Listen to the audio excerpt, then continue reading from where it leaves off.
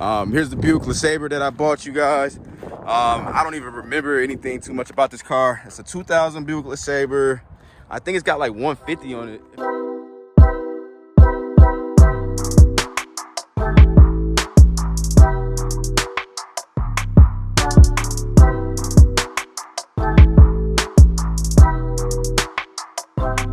Let's get it, y'all. Let's go. Welcome back to Chuck's Daily Hustle, everybody. Keeping it moving and grooving, y'all. I am at AutoZone right now. As you guys can see the building behind me. I just picked up some parts. Got the oil filter, oil, and OPS, oil pressure sensor. That's a small thing that says Value Craft over there, y'all. For the 2005, 2006 Chrysler Town and Country. This blue one that I got. I'll show you guys what that car looks like in a second here, man. I am in my Nissan Altima, y'all. Yes, it's dirty. That's how you know it's my personal car. The stuff that's in there, my kids be going crazy. But I am going to be trying to get this car posted today. We got some moving around that we got to do, so I'm just trying to make it work. But I'm going to show you guys this car right now, just the condition that it's in. Now that I got everything done to it, man. So here it is. Looks a lot better than when we first got it. Make sure y'all check out the video when I first picked it up. It was looking terrible. It's gonna have some imperfections here. If you guys remember, we got this this dent that was in here pushed out instead of replacing that bumper. Then we got a scuff that was here. I don't remember this being right here though, you guys. I thought this got fixed, but I think that somebody ended up like scraping it up somewhere in between me letting people drive it and all that stuff. So that's that. Let me show you the interior real quick. Interior looks good still. I just got to get this thing cleaned up, you guys, like I said before, and we'll be straight, man. So like I said, man, the goal is to get this thing posted today. I did end up buying a bumper for this, but we ended up being able to bypass it. Chris got this crazy little plastic welder thing that puts staples in the thing, so he was able to kind of make that look better. So I'm not going to be putting that bumper on there. Saved me $180 with that bumper. So I also got to get that returned and all of that stuff too, man. Get that to certificate. So right now, you guys, I'm on my way actually to Chris's. I got to drop these parts off, and then we're picking up the what car is that? The Buick Century. You guys haven't even seen that car when I think about it. So I got a Buick Century over there, man. I'm going to be running that car through the auction.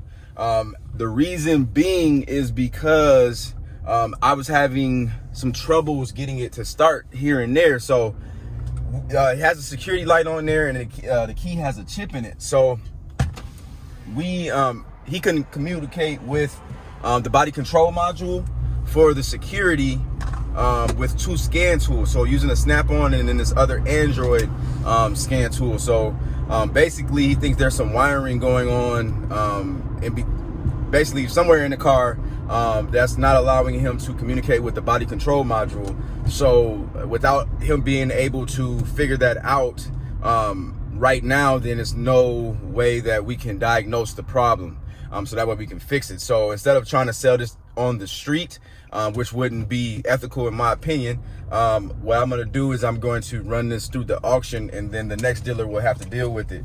I did put some body work into the car, nothing crazy. We ended up buying some parts for about $100. You guys already actually know all that, man. I actually put that on the video, so I'm actually kind of repeating myself. But I ended up buying those parts for $100. You guys remember that? And then he put all that in for me, you guys. So you guys are going to see the car right now, actually. All right, y'all. So here's the Town and Country. As you guys can see, we're getting the oil pan put on there, some valve cover gaskets, and the oil pan gasket as well, plus all the stuff we just got. So this thing has some crazy leaks going on. So he's knocking all of that out so we can get this thing sold for the maximum amount of profit. This thing rolls. I believe I got some footage in this car with you guys. So yeah, man, this thing is almost there, man. Almost ready to go. Got the Buick key, so we're getting ready to hop up out of here real fast and show y'all this joint real quick, and then lock up real quick. Hold on, y'all.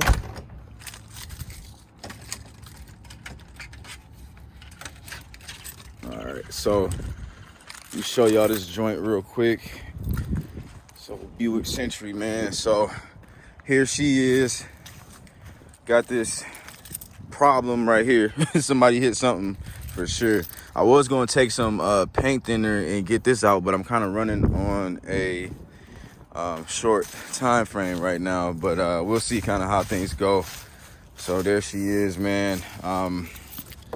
I guess it's really no point of me showing y'all how she drives, but I'm pretty sure some of y'all gonna want to see, so I'm gonna put this on the road as well, so that way you guys can see how mad I am actually. Let's see if this thing starts up on the first try. See, I just think that's super weird, man. Like, it doesn't start up when it doesn't want to start up, man. That's just irritating, man. So he said he didn't have any problem with it the whole time, but like I said, I had an issue. So I don't know, man. It is what it is. We just gonna get this thing sold, man. Here we are, y'all. Couldn't really get y'all to any freeway action just because of the fact that we got all this construction going on, man. But I've been driving this thing in traffic for about 35 minutes now, y'all. We're gonna get ready to get a little opening, so I should be able to punch it at least to 60 for you guys. That way you can see what's going on. But man, this thing, it really does run like a champ. Let me raise this window up. The AC, all that stuff works as well. Let me just kind of show y'all. See if we can get past this little box truck real quick. All right, so right now 55, 60. Run, like, look at it, 60, man, run like a champ, man. So unfortunately, you know, with this speedometer, and then also the speedometer doesn't work as well. So this thing, the temperature gauge goes up and down now. It wasn't doing that before. The fuel gauge is all messed up. Like I said, security light stays on. Now I guess the check engine light just came on, so that's weird, but not weird, but it just happened. So it just is what it is, man. So I gotta let this one go. Hopefully we can make at least, you know, $100, $200. It's better than breaking even or losing, but anything's better than losing. So let's drop this joint off, and then we're gonna get to where we gotta go. All right, y'all, just made it to ADESA. It's actually auction day today. I missed the auction. I didn't buy any cars. I didn't test drive any cars, and I'm cool with that, man. So we're gonna just pick this car up now. Y'all been seeing this car a lot, but I just never showed y'all that it was my car when I came out here and picked up the other cars. But here's the Buick Lesabre that I bought you guys. I don't even remember anything too much about this car. It's a 2000 Buick Lesabre. I think it's got like 150 on it, if I'm not mistaken. Yeah, 151 on the dash, y'all. It's a pretty decent car from what I can remember as far as like the interior, exterior, and all that. Hopefully this thing starts up. That way I don't have to jump it. But here's the interior, the blue interior.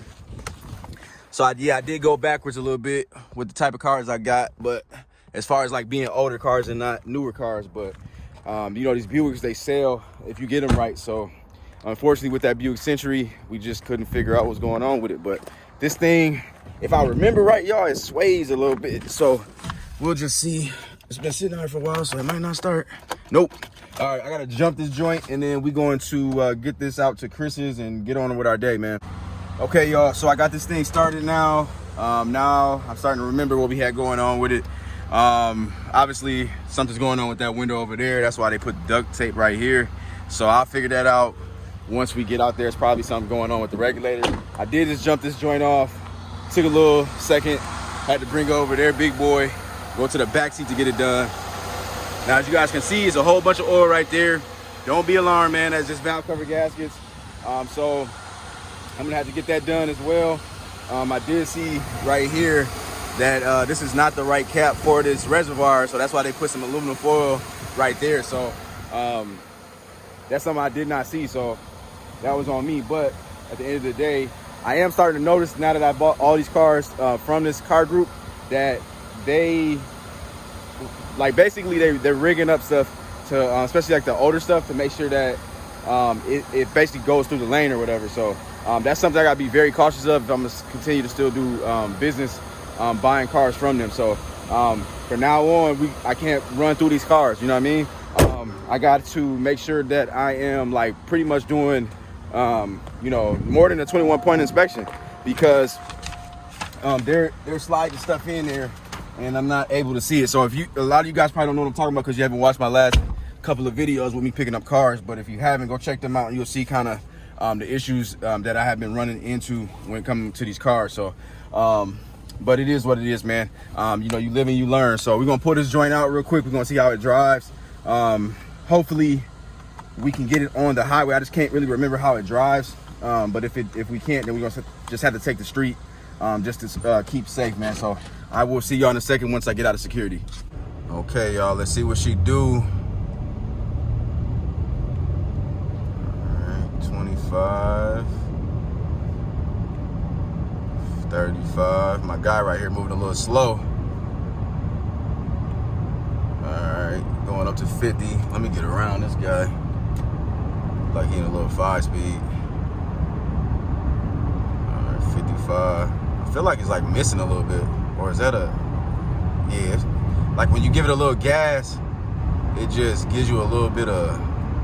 I don't know. It feels weird. I'm up to 60 though. I'm not getting no crazy swaying like I thought. I must have took my nose down wrong. It must have been a different car. But anyways, this thing is doing what she's supposed to do so far without that little misfire thing. And that could actually, when I think about it, what's probably going on is because of the valve cover gaskets. They're leaking so bad, it's probably in one of these plugs. So there we go. I already figured it out, man. So the valve cover gaskets, and then we'll probably end up having to do new wires. Maybe new wires or plugs or whatever. We'll see what Chris figures out. But yeah, right now, y'all, I'm doing about 80. So this thing is safe to roll on the highway. So I'm going to get to the next destination, and we're gonna keep it moving and grooving, man. Let's get it. Your boy a little excited, man. I'm almost at Chris's, so I'm gonna get ready to end the video, but I did want to give y'all an update. It drove good, the engine and transmission, all that stuff. It's not overheating or nothing crazy like that. But I did get that bounce happening to me, and what happened was, y'all, I went over a bump. Well, I mean whatever you call it, the swaying. So I went over the bump, and then it swayed. So it's a strut that's bad. So yeah, it was scary as hell. I was hitting about 60 going around on an off ramp, and it just fishtail. So and then I got the feeling of bouncing once we were like on the highway. So yeah, one of these struts is bad, or two of these struts is bad. So we got to get that fixed too, man. Also, man, I just wanted to put this out here too. If you guys are feeling stuff like that, if you guys are car dealers and you feeling stuff that's unsafe, if it scares you, you need to be fixing these cars, man. So none of that just buying the car, flipping the car, like that ain't right. But we'll talk about that on another video. I will see you guys on the next one. I'm out. Peace.